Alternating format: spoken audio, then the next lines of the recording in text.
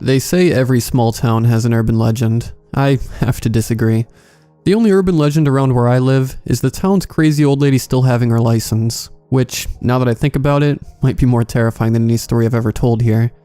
Tonight I will be telling 5 stories, from sinister urban legends to the most evil version of Polar Express I've ever heard. Rituals, ghosts, and a knock-knock game I would never want to play. A huge thank you to the incredible authors who allowed this video to be possible. Remember, you can send in your own story to rylhstories@gmail.com. Likes and comments are always appreciated, but only if you enjoy the video. Also, really quick, I'd like to say thank you guys for all of the support on the last video. I mentioned that it was my birthday, and I made a half joke saying that getting 1,000 likes would be pretty cool, and we actually got it. And I did read all of the comments saying happy birthday as well, so you guys really brightened up my day, and I wanted to say thank you guys for that. But I'll stop rambling now so we can get on to the stories. There's some pretty good ones tonight, so I hope you guys enjoy them. And as always, I hope you all have a great night.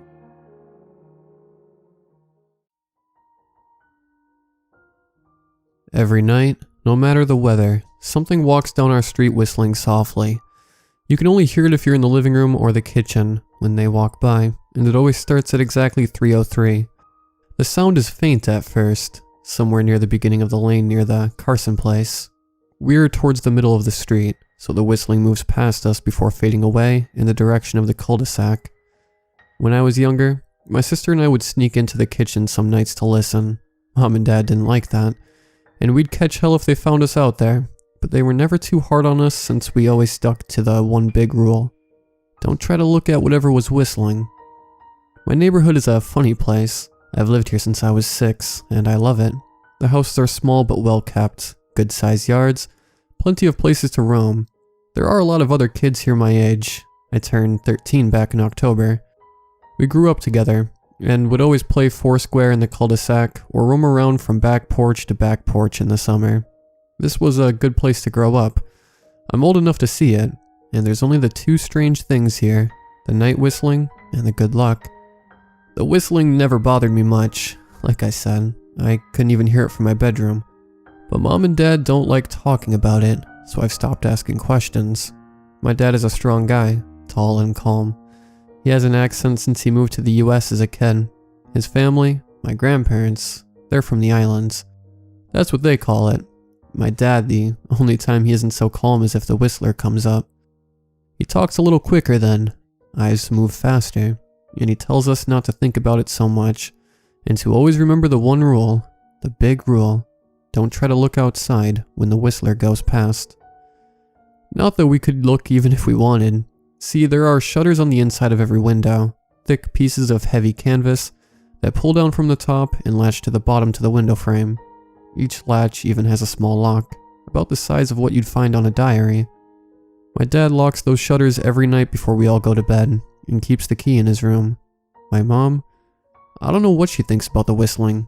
I've seen her out in the living room before at 3:03 when the sound starts. I could see her if I cracked my door open just an inch to peek. She's not out there often. At least I haven't caught her much, but once or twice a month, I think she sits out there on our big red couch just listening. The whistler has the same tune every night. It's cheerful. Remember how I said there are 2 odd things about where I live? Well, besides our night whistler, everyone in my neighborhood is really lucky. It's hard to explain, and Dad doesn't like us talking about this part much, either. But good things just seem to happen to people around here a lot. Usually it's small things, winning a radio contest, or getting an unexpected promotion at work, or finding some arrowheads buried in the yard. You know, the authentic kind. The weather is pretty good, and there's no crime, and everybody's gardens bloom extra bright in the fall. A million little blessings, I've heard my mom say about living here. But the main reason we stay here, why we moved here in the first place, is my sister Nola. She was born very sick, something with her lungs. We couldn't even bring her home when she was born, only visit her in the hospital. She was so small, I remember. Small even compared to the other babies. A machine had to breathe for her. We moved into our house here to be closer to the hospital. As soon as we moved here, Nola started getting better. The doctors couldn't figure it out. They chalked it up to whatever they were doing, but we could all tell they were confused. But my parents knew. Even I knew. Nola getting better was just another of the million little blessings we got for living in our neighborhood. So that's why we stayed here even after we found out that for every small miracle that happens here every day, now and then some bad things happen. But they only happen if you look for the Whistler. See, our neighborhood has a welcoming committee. They show up with macaroni casserole and a gift basket and a manila folder whenever someone new moves in. They're very friendly. 4 people showed up when we moved in 7 years ago. The committee made small talk, gave me a Snickers bar, and took turns holding Nola. It was her first week out of the hospital, so they were extra careful. Then the committee asked to speak to my parents in private, so I was sent to my room while I still managed to hear nearly every word. The welcoming committee told my parents about how nice the neighborhood was. Really exceptionally hard to explain kind of nice. And then they told my parents about the even harder to explain whistling that happened every morning at 3:03 and ended at the tick of 3:05. The group, our new neighbors, warned my parents that the whistling was quiet, would never harm or hurt us, as long as we didn't look for what was making the sound. This part they stressed, and I pushed my ear into the door straining to hear them. People who went looking for the whistler had their luck change, sometimes tragically. A black cloud would hang over anyone that looked. Anything that could go wrong would. The manila envelope the committee brought over contained newspaper clippings, stories about car crashes and ruined lives, public deaths, and freak accidents. Not everyone dies. I heard the head of the committee tell my dad, but the life goes out of them. Even if they live, there's no light in them ever again. No presence. My mom, I could tell she wasn't taking it seriously. She kept asking if this was some prank they play on new neighbors. At one point my mom got angry, accused the committee of trying to scare us out of our new home, asked them if they were racist on account of my dad being from the islands. My dad calmed her down, told her he could tell our new neighbors were sincere, and they were just trying to help us. He explained that he grew up hearing these kinds of stories from his mom, and that he knew there were strange things that walked among us. Some of those strange things were good, and some were bad, but most were just different. After the committee left, my dad went out to the hardware store, bought the canvas blinds, the latches, and the locks, and installed them on every window in the house after dinner. That first night in our new house, I crept out of my room at 3 a.m., only to find my dad awake sitting on the living room couch, holding my baby sister. My dad held up his finger in a shh motion, but patted the couch next to him. I sat, and we waited. At exactly 3:03, we heard the whistling. It came and it went just like our neighbors said. The whistling returns each night, and we never look, and we enjoy our million little blessings every day. Nola breathes on her own, and she's grown into a strong, clever girl. My dad even joined in the welcoming committee. We don't get new neighbors often. Why would anyone want to leave? But when a new family moves in, my dad and the committee bring them macaroni casserole, a gift basket, and the manila folder. I can always tell by the look on my dad's face when he comes back if the family took the committee seriously, or if we'd be getting new neighbors again very soon. Not long ago, a family moved in directly next to us. The previous owner, Miss Maddie, passed away at age 105. She'd lived a good, long life. Our new neighbors seemed like they'd fit in just fine. They believed the welcoming committee, took my dad's advice about the locking shutters, since they had a young child of their own. Whatever newspaper clippings were in the manila envelope, whatever evidence, my dad never let us see, but I imagine it must have been awfully convincing, since our neighbors got along with no issues for the first month. One night, when our new neighbors had to leave town, they sent their son, Holden, to stay with us. He was 12, a year under me in school.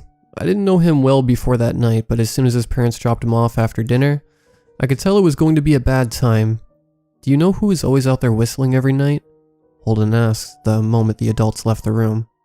The 3 of us were sitting in the den, some Disney movie playing idly on the television. My sister and I exchanged a glance. "We don't talk about that," I said. "I think it's that weirdo that lives in the big yellow house on the corner," Holden said. "Mr. Tolles?" my sister asked. "No way, he's really nice." Holden shrugged. "Must be a psycho killer then." Nola tensed. "We don't talk about it," I repeated. "Let's go in my room and play Nintendo." We spent the next few hours playing games, eating popcorn, and then watching movies.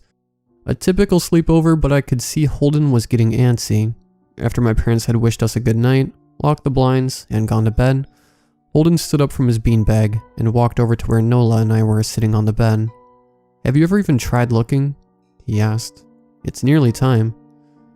Like most sleepovers, we'd conveniently ignored any suggestion of a bedtime. I was shocked to see he was right. It was almost 3 a.m. I sighed. "We don't." "See, I can't. I can't even try to look because my dad locks the blinds every night and hides the key," he continued, ignoring me. "So does our dad." "No," replied Holden. "No, he doesn't." "You saw him do it," I said, a little sharper than I meant to sound. Holden grinned. "Your dad locks the blinds, yeah, but he doesn't hide the key. He keeps it right on his normal keychain." "So?" I asked. Rita already knew what he would say next, because I had noticed that my dad didn't bother hiding the key anymore after all of these years, because he knew we took it seriously. "So, after your dad locked up, but before your parents went to bed, I went to the bathroom, and on my way I may have peeked into their room, and I may have seen your dad's keychain on his nightstand, and I maybe went and borrowed the key to blinds." Nola and I stared, and his grin only grew wider. "You're lying," I said. Holden shrugged. "You can check if you want. Just open your parents' door and look. You'll see his keychain right there on the nightstand." "Stay here," I told both of them. "Don't move a muscle." I hurried over to my parents' room but hesitated at the door. If Holden wasn't lying, my dad would be angry. Beyond angry. I was scared thinking about it, but more scared of an open window with the Whistler right outside. I opened the door, barely an inch, and looked in, but it was too dark to see. Taking a deep breath, I walked into the room. 2 steps into the dark, I froze. The whistling started, and I could hear it clearly from my parents' room. I never realized, but they must have heard the sound every night since we moved into the house. They never told us. I don't think I could have slept through it. I stood there, listening to the whistling come closer, unsure whether I should turn on a light or call out for my dad. Soft sounds from the living room brought me back to reality.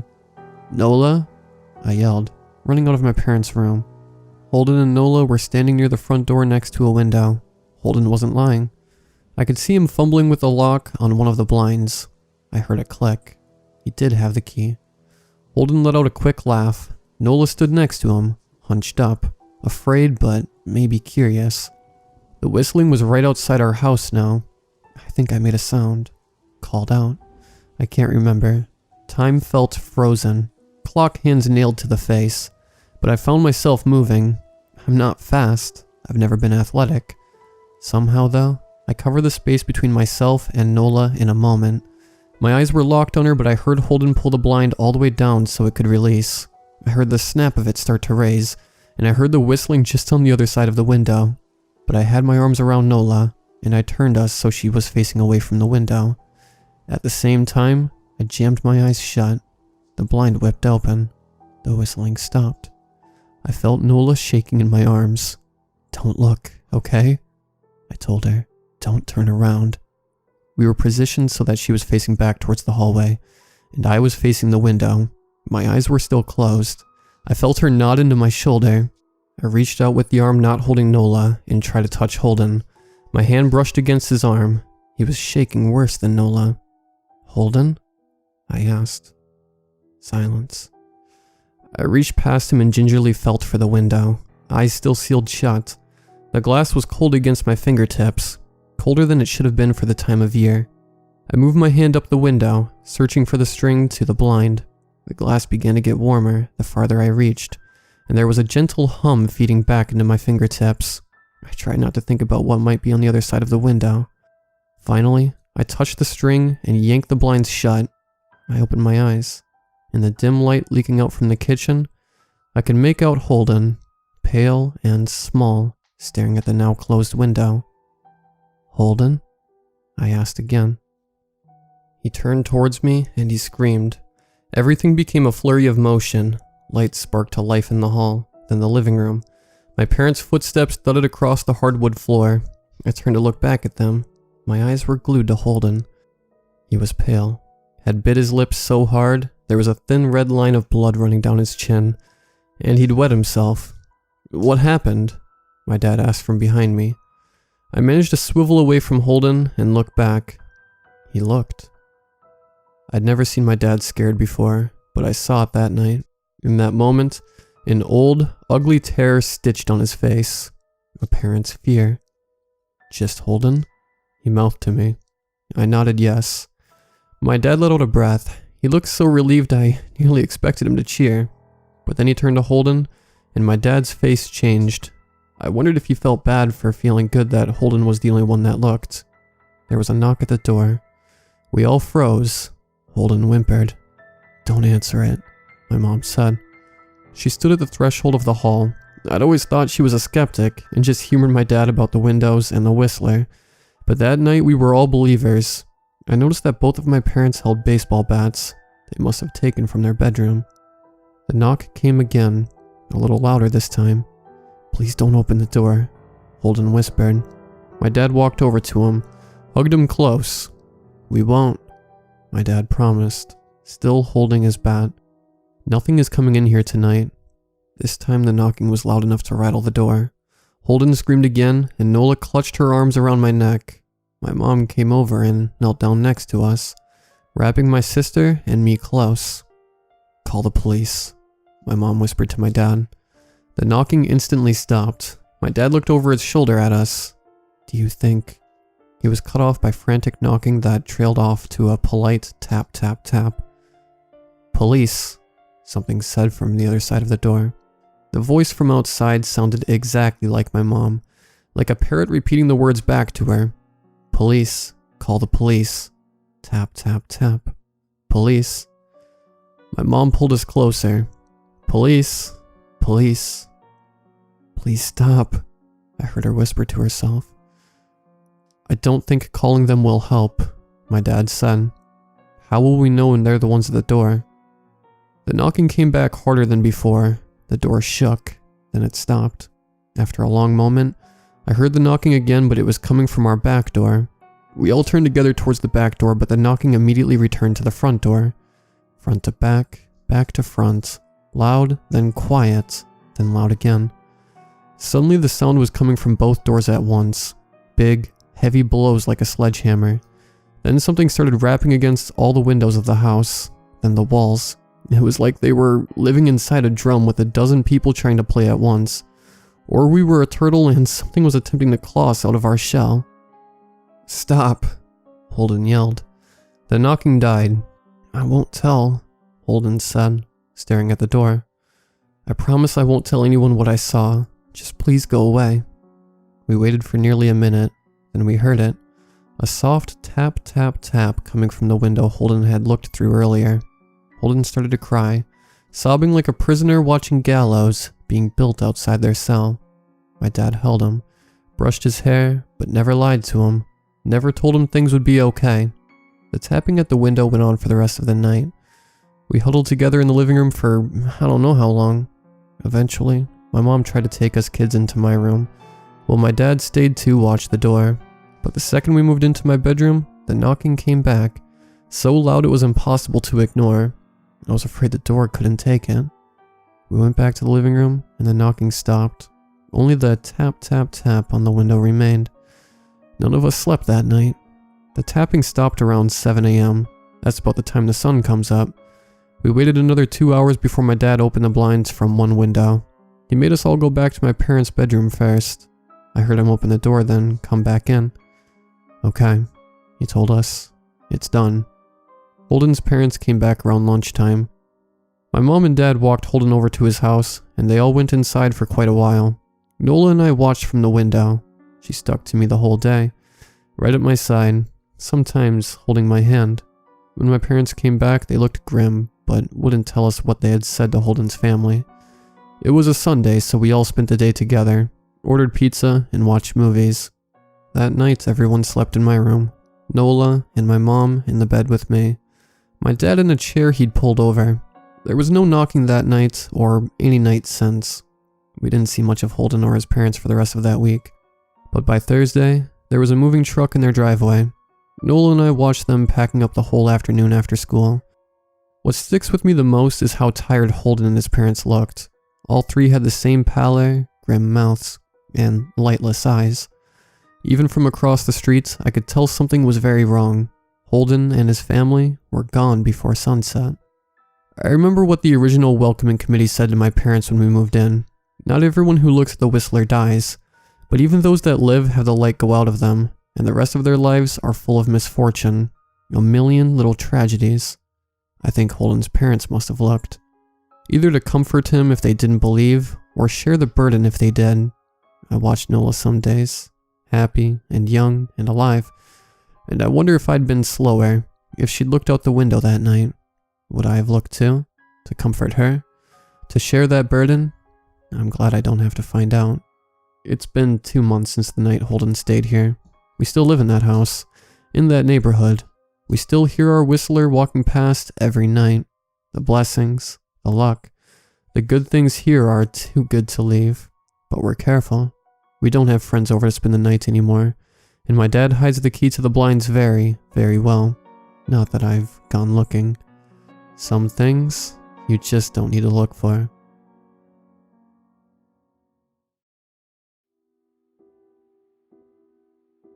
I woke up in a daze and found myself staring down the compartment into the faces of half a dozen other passengers.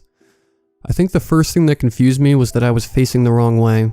I really don't like facing the other passengers. Creeps me the hell out. So many weird expressions and strange looks. The other thing that confused me was the fact that I had no recollection whatsoever of getting on the train. Some kind of short-term memory lapse? Really rough day at work? I mean, it could happen. I'd be so drained from dealing with asshole customers all day, I'd just straight up collapse in my seat the moment I sat down. The thing that really got to me was that I couldn't recognize where the hell the train was heading. Sure, everything would always sort of look familiar, but I don't know. I found the passing scenery to be extremely bleak and nondescript. Just vague silhouettes, barren fields, and scattered trees.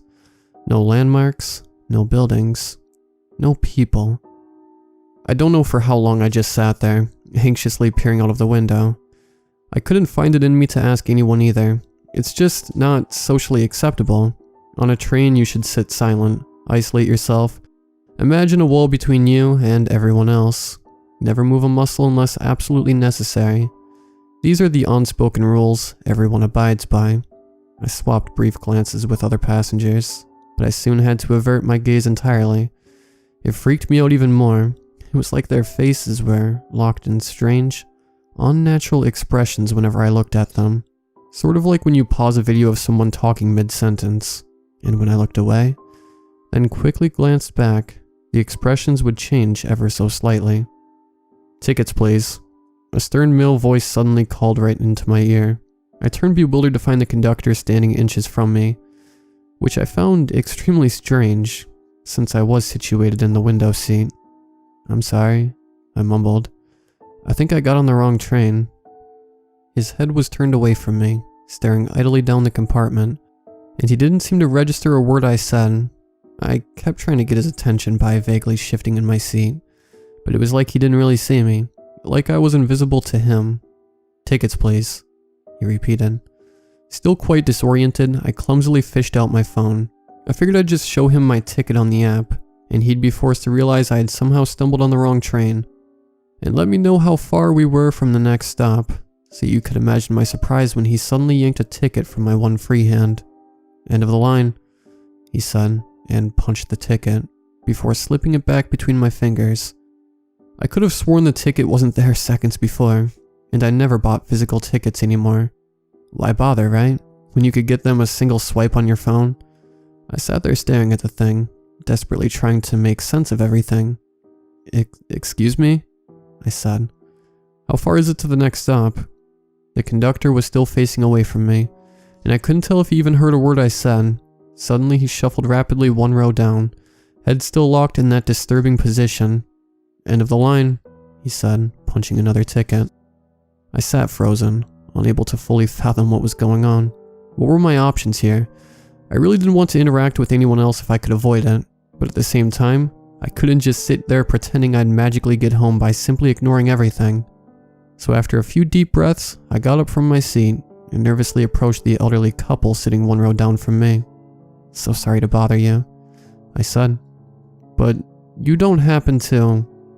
I couldn't finish my sentence. My tongue just stopped working. I think I stumbled back in shock, but I can't be sure. Everything is hazy. All I know is that I felt my heart stop. That's the only way to describe the sensation.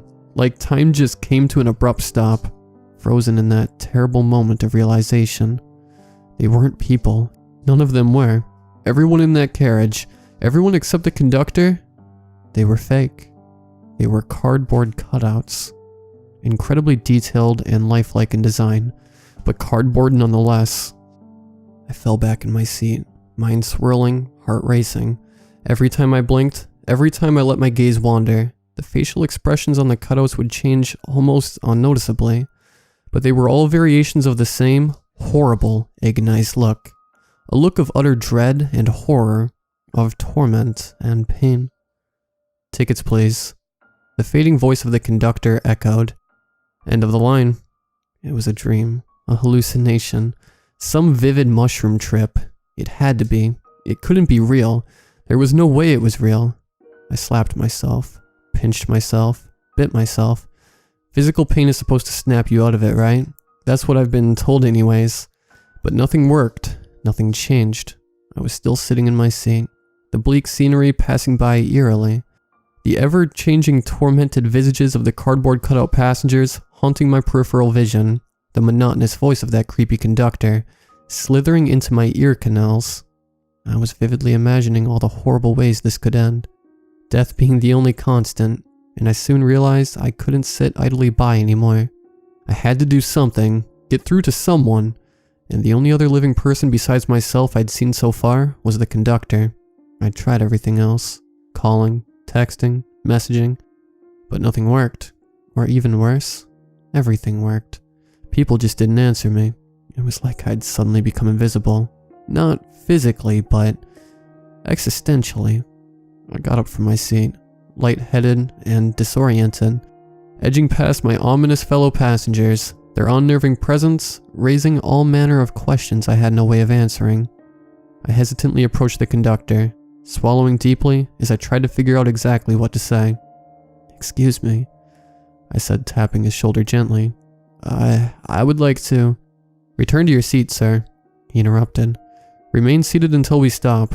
It's for your own safety." He rapidly snatched and punched tickets as he moved swiftly from seat to seat. Cardboard cutout to cardboard cutout, he would announce their stops loudly.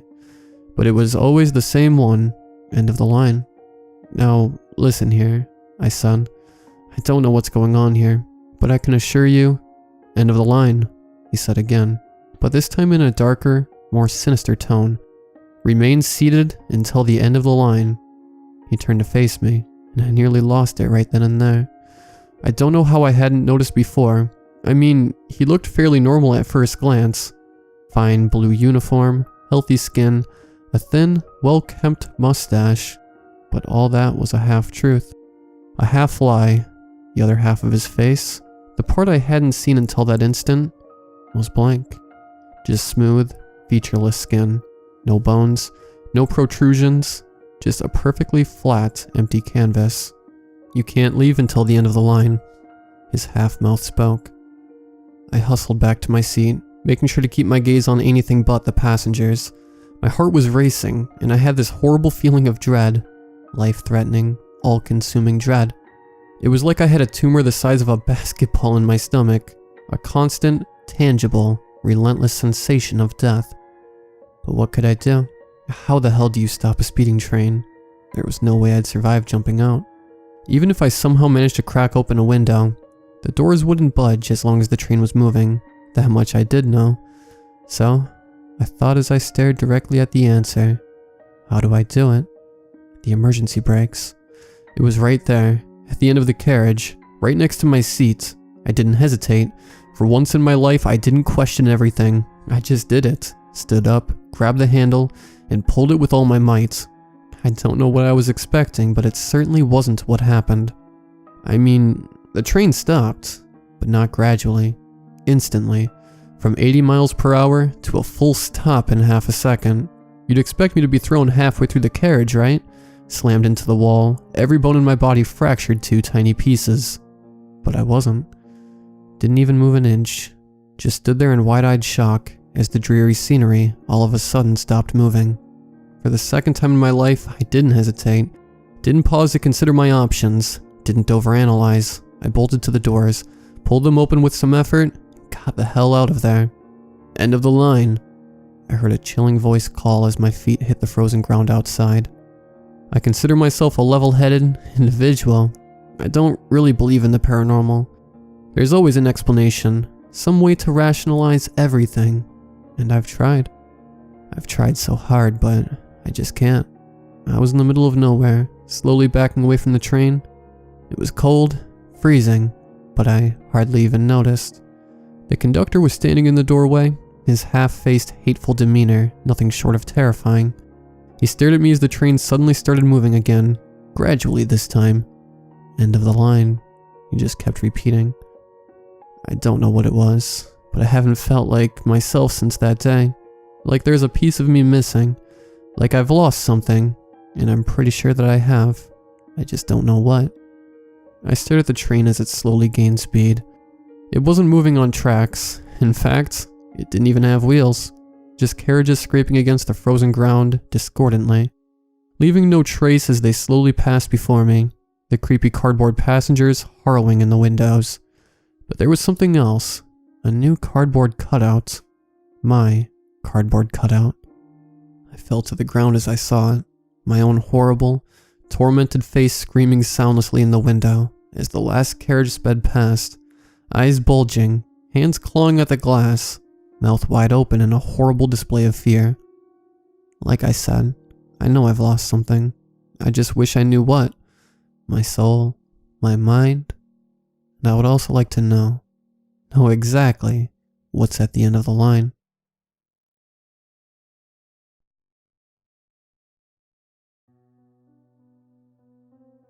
I'm not religious. I grew up going to church. My mother and father are very religious. They're devout Catholics. Although I don't have the same passion about religion as them, I still knew not to mess with demons or rituals or any of that crap. But I messed up. I live in a small town in rural Pennsylvania. A few hundred people live there. I know everyone at my school, but I'm only friends with two other guys, Will and Andrew. I've known them since I moved here from California when I was 5. Although my younger sister is only 12, she's leagues ahead of me in the social department. She's friends with just about everyone in her class, as in all of these stories. My family was out for the weekend, and Will and Andrew had come over, and we were kicking back. Andrew swiped some beers from his dad, so we were a little buzzed. We watched some random scary videos on YouTube, and read stuff on Reddit. We were especially interested in a story about one-man hide-and-seek. Will suggested that we try it. I don't know if it was the beer or the fact that I was with my friends, but I agreed. The setup was simple enough. All we had to do was follow the rules on the Reddit story, and we should be fine. We took a doll from my sister's room. It was about the size of a chihuahua, easily the creepiest little thing in there. I remember being scared of it when we first moved in because one night my sister wanted me to stay in her room and, in the middle of the night, its voice box went off and started laughing. Even as a 16-year-old, it still freaked me out. Then we cut it open, took out the voice box, and emptied it of the stuffing. The rules said we had to put a bodily item inside the doll. We just settled for hair and fingernails. Then we got the rice, filled the doll back up, and sewed it shut with red thread. Will got some salt water for us, and put it in our hiding spots in the living room, behind the couch. Andrew grabbed some scissors. Next we filled the bathtub with water and put the doll in the water. We turned off all the lights, and we were ready. To start the game, we needed a name for the doll. Because of how original we are, we settled on Sally. Now we knew it was called One Man for a reason, but we had read some stories of it working with 3 people. We all said in unison, Steve, Andrew, and Will are first, 3 times. We left the room and then returned 30 seconds later and said, we have found Sally, and Andrew stabbed the doll with the scissors. I picked up the doll and said, you are next, Sally. We all walked out of the bathroom. My house is big for this area. Low ceilings and a lot of hallways. We navigated our way back to the living room and hunkered down behind the couch. The rules said to turn on the TV because it could change randomly, and showed that the doll was close or something like that. We turned it on and only got static. For the first 5 minutes, we were still relatively tipsy. We suddenly got bored and decided to go back to the bathroom. As we walked down the hallway, our shoes squeaked on the wooden floor. All three of us immediately sobered up when we saw the doll was no longer in the bathroom. We looked at each other, confused. We knew for a fact that none of us had moved it because we were all together. We noticed a trail of water leading into the living room.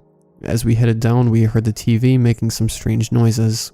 At the end of the hallway, I could see the light from the TV flashing on and off very quickly. We rounded the corner, and there the doll was, sitting in the center of the living room soaked. Will immediately regretted doing this. He ran over to the glass of salt water we needed to end the game, but he slipped on the water left by the doll and knocked over the glass. Shit, he yelled as the TV suddenly shut off. The room was completely black. Andrew screamed a scream that I had never heard before. I knew it was genuine. It's on me. The TV started flickering faster than before, and I could see the doll had somehow gotten a hold of the scissors and was climbing on Andrew. Will ran into the other room. I ran towards Andrew and tried to pull the doll off. I felt a sharp pain in my left hand. With no right, I was able to grab the doll and throw it down the hallway. Will came with a flashlight and shined it on us. Andrew had been cut really badly all over his face, and my left hand had a huge bloody gash. We quickly glanced down the hallway, and the doll was gone. We looked at each other and knew where this was going. We saw where it was going. We couldn't stay here. What is happening? Andrew said, still shaking. We need to go. Steve, you have a car, right? Will said. Yeah, but my keys are in my room, down there. I gestured to the hallway where the doll was last seen. We decided to go together. I held the flashlight and led us down the hallway. The door to my room was wide open. Our shoes squeaked on the wooden floor. The carpet in my room was wet. I couldn't tell where the trail went. My room is a mess. Books, clothes, and just random crap everywhere. But my keys were easy to spot. They were on the other side of my bed, on the nightstand. I ran over there, grabbed them, and said, "Got him," in a hushed tone. Andrew yelled. Sally jumped from the ceiling fan onto my face. The rest is a blur. A lot of pain and a lot of running. I managed to throw it off of me and we ran to my car. It was a Toyota Corolla, nothing special. We all climbed in and I started driving. We sped away. We didn't know where we were going. All we knew was we were getting as far away from that house and that doll as possible. We pulled over to take inventory of ourselves. We were all still alive. Bloodied, scared, but alive. Will's sense of humor prevailed as he said, "Well, that was a close call." We all chuckled, and we heard another laugh.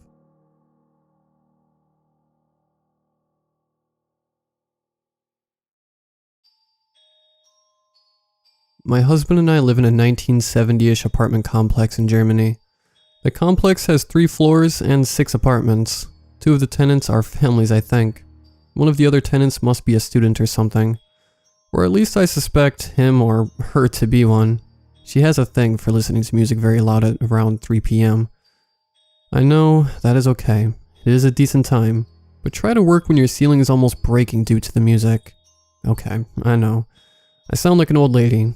I am not. I am a student. Or maybe I am just a really old lady student. However, the other 2 parties, one of them is that flat right beside ours, and the other one is the first floor. Have tenants I've never seen.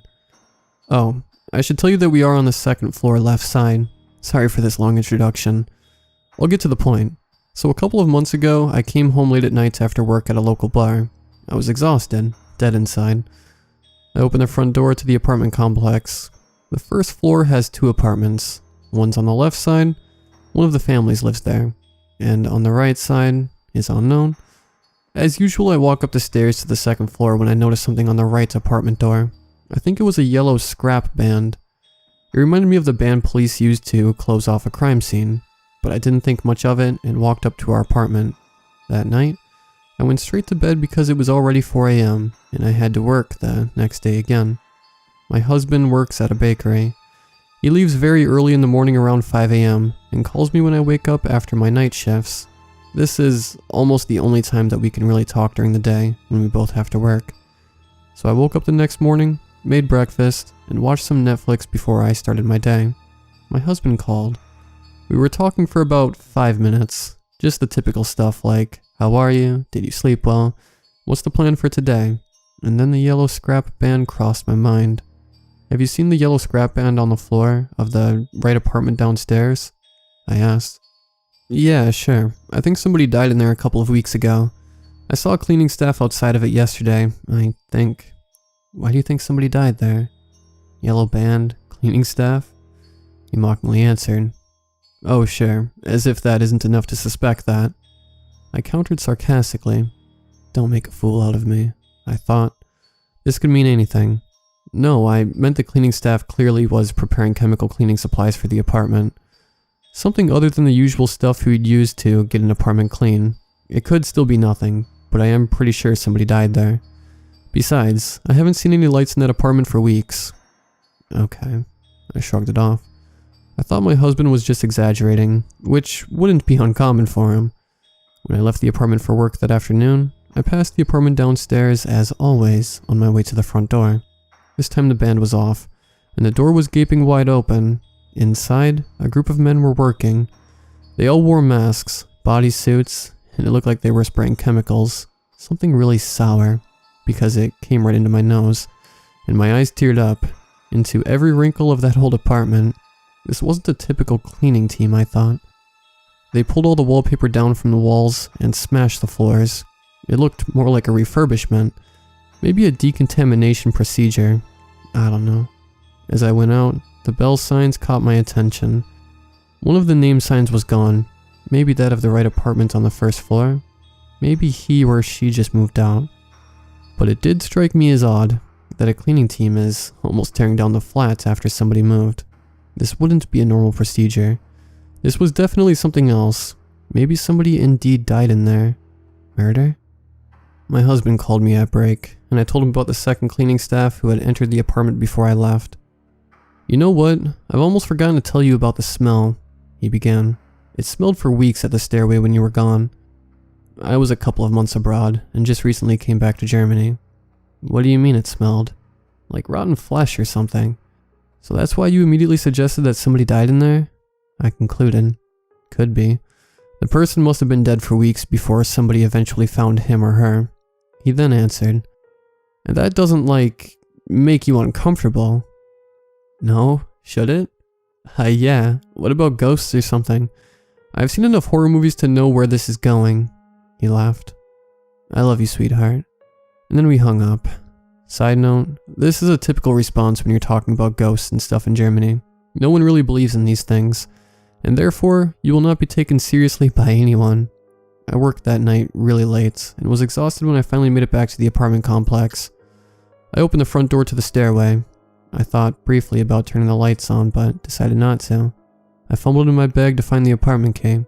For a moment, I looked up, and stared into the darkness. Nothing. I just stood there.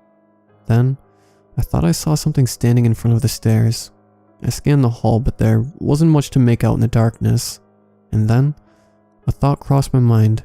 I think somebody died there. I recalled the voice of my husband. Usually, I wouldn't think of that, especially when I am exhausted after a 10-hour shift, and just want to rest until my body doesn't hurt anymore. But at this moment, I felt so uncomfortable. There was something that tried to get my attention, I thought. The air was thick. I stood there in the dark, paralyzed, and then I turned on the switch. 1. Darkness. 2. Darkness. 3 seconds passed, and finally, the lights go on and the staircase was lit up. I hate it when the lights do that to me. I ran as fast as I could to my apartment. What was this? It felt so weird, so terrifying. When I entered my apartment, the bedroom lights were still on. My husband must have been waiting for me. Hello? Honey? You aren't sleeping yet? I asked, trying to get out of my shoes. I still couldn't catch my breath. No, I've waited for you, he answered with a sleepy voice. I jumped into my PJs and into the bed. Who did you bring? He asked. Where is she now? Is she sleeping in the living room? What? What are you talking about? I stuttered. I came from work. I didn't bring anybody with me. Oh, are you sure? When you opened the door, I could have sworn somebody was there with you. He answered in an unusual tone. I saw somebody next to you. He insisted. What? Don't make fun of me. I laughed and pushed him a little bit to the side. After this experience downstairs, I really didn't need that, but his eyes were serious. He frowned and mumbled. Strange. He then kissed me goodnight. Do you expect me to sleep now? I was shocked, but at the same time, I was so exhausted that I slept anyway. I was just too tired to be truly frightened by what just had happened. The next day, I was home alone, cleaning, working on papers, because I am a student and we have things to do, and wasn't thinking much of that incident. Of course it was strange. Even terrifying, some would say. My husband and I both experienced a thing, a ghost, a something, at almost the same time, as if something had waited for me and then decided to follow me home. Superstitious things, ghosts, ghouls, demons, that's not typical things you discuss in Germany, as I said before. Most of the people will tell you there aren't any ghosts. Why do you believe in these things? You should be old enough to understand that it's all made up, folklore and so on, so my mind tried to rationalize it. But that my husband even experienced that. He, who is always making fun of me when I am afraid of scary videos, movies, etc. on the internet. This was different. However, he didn't really think much of that incident, so I also tried to play it cool. Ghost videos and movies always tell you to not show the entity that you are afraid, because otherwise it will get attached to you, or haunt you, or at least focus on you whatsoever. And I didn't do a great job of hiding my emotions. Maybe that was the reason that this entity tried to get my attention. I'm easily scared. For around 4 to 5 weeks, every night after work, something was waiting for me, or someone, at the stairway. I always turn the lights on at the stairway, as well as in my apartment. I had a nightlight because I truly was terrified, but additionally, I started to get up almost every night, around 3 or 4 a.m., thinking that someone or something was standing at the end of my bed. The thing was just standing there. I've never seen it when I was fully awake. It would disappear as soon as I sat up. After the refurbishment was finished, the apartment downstairs was redecorated and newly furnished. Handymen kept coming and going, and one day, everything was ready. Since then, I had no more dreams and no more interactions at the stairway. From time to time, my apartment is making strange noises, but I just keep thinking I am overly sensitive. My mind is still trying to rationalize everything.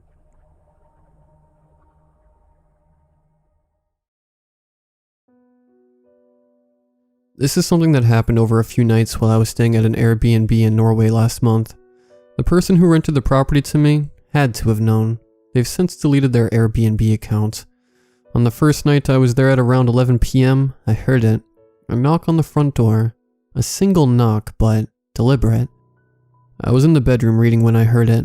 The front door had a peephole at one time because the spot where it had been in the door remained, but it had been plastered up. I called out, "Yeah?" but was answered with silence. Only the sound of the night beyond the door. I waited a few seconds before opening the door. Outside the house there was nothing but the leaves in the massive oak trees rustling, and the soft glowing lights of the lamppost in the street just past the driveway. Concluding that the noise was just the wind, I shut the door and didn't give it a second thought. This odd question confused me, but I realized that I hadn't actually heard any bird life since I arrived, which was odd considering the abundance of trees favorable to avian species. The following night at around the same time came the sound of another knock at the door. Like the previous nights, there was only one knock. I paused, setting the book down in my lap and waited. A few seconds passed, then a minute. I remember the air becoming colder, as if a window had been opened, but all the windows were shut. No further sound came from the door. Just as I picked up my book again to continue reading, another knock sounded. This time it was heavier, more insistent, as if the knocker knew I was in another room and wanted to make certain that I heard it. I got out of bed feeling annoyed more than anything and raised my voice louder than before. "Yeah?" No reply. This time though, there was something different in the air around the doorway. There was a tension around it, a flexing of the air, a tightness of anticipation of something waiting just outside the front door. It was also freezing cold at the door. My fears subordinated this to anger. "Who is it?" I demanded. Receiving no reply, I ripped open the door. As I did so, there was a sound in the grass of the lawn, the sound of footsteps running over the grass in all directions. The grass on the lawn moved as well, however there was no breeze that night at all. They receded into the oak trees, whose low-hanging branches shimmered and shook as the sounds dissipated past them. Then silence. The leaves stopped shaking too. The street lamp flickered once or twice, but other than that, there was nothing different than what would have been on any other night. "If you do that again, I'll call the police," I yelled into the darkness. Frustrated, I shut the door. Sleep did not come easily that night. I kept expecting another knock on the door, perhaps out of the spite of being yelled at, or a rock through the living room window as an act of defiance to my aggression, but no other sound ever came that night. The sounds of running footsteps across the lawn and into the trees could have been anything after all. This countryside was full of things about which I knew next to nothing. The temperature of the room went back to its normal state, too. I finally sunk into a restless doze as the sun was coming up. I was awoken by a rapping at the front door accompanied by a greeting in English with a heavy Norse accent. "Who is it?" I asked as I pulled on my trousers. "Caretaker," the voice on the other side of the door said. "Here to flush the pipes. Mr. Svengerson said to." It was the caretaker. I had briefly read in an email from the owner that once a week a caretaker would come to the premises and flush the pipes. It was an old house, he said, and the pipes needed to be exercised so as to not have them clogged. "Oh, sorry, please," I said. I heard the sound of heavy boot-laden footsteps trudge away from the door, and around the corner of the house. After washing my face with warm water and getting dressed, I went outside. I wanted to ask the caretaker if he knew of any incidents of late concerning teenage delinquency, or the like that might help explain what had happened over the last few nights. Receiving no reply, I ripped open the door. As I did so, there was a sound in the grass of the lawn, the sound of footsteps running over the grass in all directions. The grass on the lawn moved as well, however, there was no breeze that night at all. They receded into the oak trees, whose low-hanging branches shimmered and shook as the sounds dissipated past them, as if being watched by disapproving eyes. "Be sure to keep your door locked tonight, sir," he said. "Yeah," I replied. "I always do." He looked pointedly at me. "This is an old house, sir. This is old land. Sometimes a wind blows in from the moors, brings things in with it. The house can get draughty. You might hear or see things that you think are there but aren't. Best to keep it locked." "Why tonight?" I asked. "If you hear it again, ask it to knock again. 1 time, if it's a man, and 2 times, if it's a woman." "So this is a common thing? Someone knocking on your door late at night?" I asked. He swallowed and looked around nervously again. "After that, ask if it's young or old. 1 knock for young, 2 for old." "Ask it. Who's it? Why can't I just..." He held a stubby, bony finger to his lips. He looked increasingly fretful. "The next question you should ask is if it's alone or not. 1 knock for alone, and 2 knocks for not alone. You see?" I was beginning to think this old caretaker was insane. "What is this? A game?" I asked him. "These parts aren't like your country, sir," he said. "What happens after that?" I asked. He regarded me and my question for what seemed like longer than necessary. "Have you ever seen or heard birds around here, sir?" His English was limited, and my Norwegian was almost non-existent. I explained as best I could. He understood, though. I knew he understood because his countenance changed as I was recalling what had happened. His face went from casual curiosity to an expression I can only describe as nervousness. He put his tools down and leaned in toward me. He looked around as if being watched by disapproving eyes. He was looking into the trees. He startled a little, as if being shaken out of his daydream. "That'll be enough," he said. "Wait, so this is..." My question was cut off by a sudden violent howling wind through the trees. The caretaker was visibly shaken by this. "I'm sorry," he said. Then he ignored my presence altogether and frantically packed up his tools and ran for the front of the house where his van was parked. He threw his kit bag into the back of the van, took one last look back at the house and its surroundings, got into the driver's seat, and sped off. The wind subsided as he sped off down the road. I looked around the lawn and the trees beyond. What had startled him? What was this silly game of knock knock he wanted me to engage in? And with whom? It was all too weird for my liking. I had errands to run, and at the time of year the days were short, so I had to make the most of the daylight. I had no time for the superstitious ramblings of an old Norwegian caretaker. The post office in town was a 15-minute bicycle ride away through the green countryside. The road was empty, save for a tractor which passed, the driver of which eyed me suspiciously. Then I saw something up ahead on the side of the road. It was a van. It was parked at an awkward angle off to the side of the road. When I got closer, I recognized it as the caretaker's van. The driver's side door was open. What's more, the keys were still hanging out of the ignition. The motor was idling. However, the caretaker was nowhere to be seen. There was shrubbery on either side of the road, so he could have left his vehicle to go and relieve himself behind the shrubs. Either way, he had definitely been in a mad rush to get out of the van. I must have fallen into a deep sleep that night. I had sat up reading in a chair in the living room and must have dozed off. Something must have wakened me. As I sat there, the first thing I heard was the wind outside, and then, above it, another sound. The sound of very heavy, slow footsteps approaching along the path toward the door. I sat bolt upright, straining my ears to hear. The footsteps continued until they reached the front door. My heart was in my throat and beating in erratic rhythm. I rose from the chair and tiptoed across the room, fearful that, at any moment, the door would burst open even though I had it locked and bolted. Then with a loud click, the lights in the entire house went out. I was left in complete darkness save for the weak moonlight oozing in from the living room window, which was opaque from the condensation. The next moment, I heard something else, a scratching sound, very faint. I listened intently in the darkness, trying to determine the direction from which it was coming. It must be the branches scraping against each other in the wind, I thought with relief. The scratching sound continued. It was coming from the front door. It would start at the very top and then slowly descend to the bottom. It was regular and deliberate. It was not the wind. I couldn't bear to stand there in the darkness any longer, just listening to it. My hand reached the doorknob and the noise stopped. It was replaced by a single knock on the door. At that moment, I fancied I could hear breathing. I can't be completely certain that it was my own either. Then I remembered what the caretaker told me, the questions he told me to ask. Should I hear knocking again tonight? In the suffocating darkness of the doorway, I asked.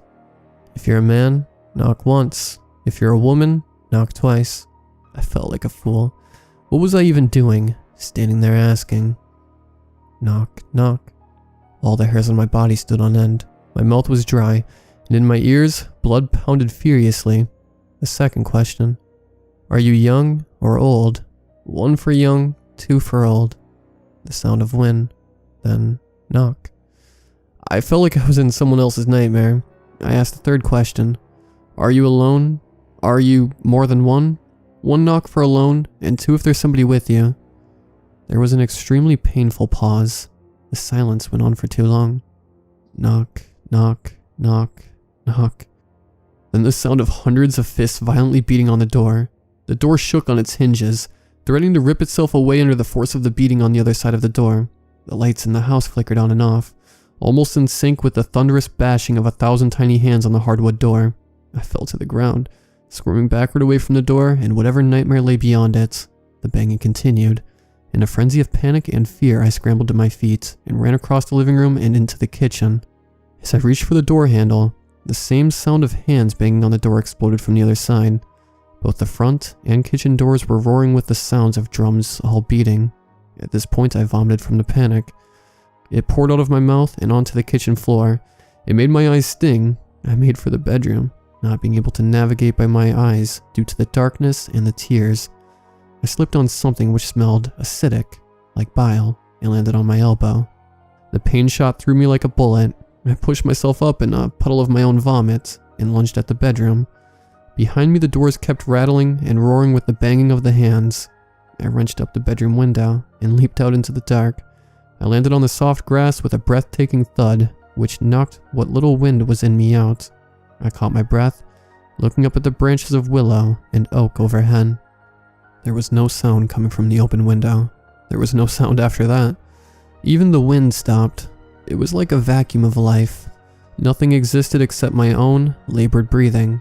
Looking up at the window, I saw them. Handprints. Hundreds of them, of all sizes, peppered over the window from the inside.